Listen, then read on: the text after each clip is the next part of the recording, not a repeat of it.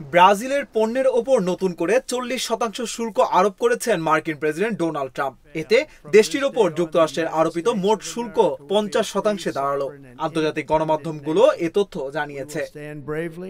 White হাউসের এক বিবৃতিতে জানানো হয়েছে, বুধবার ব্রাজিলের ওপর শুল্ক সংক্রান্ত একটি নির্বাহী আদেশে সই করেছেন মার্কিন প্রেসিডেন্ট। এতে আরও জানানো হয়, রাজনৈতিক উদ্দেশ্যে দমন পীড়ন, ভীতি প্রদর্শন, হয়রানি ও সাবেক প্রেসিডেন্ট বলসোনারোর বিরুদ্ধে বিচারিক ব্যবস্থা গ্রহণ ব্রাজিলের আইনের শাসনকে দুর্বল করে দিয়েছে। ব্রাজিলের সাথে যুক্তরাষ্ট্রের শত বছরের পুরনো বাণিজ্যিক সম্পর্ক রয়েছে। কবে থেকে এই শুল্ক কার্যকর হবে এ ব্যাপারে কিছু জানায়নি ওয়াশিংটন।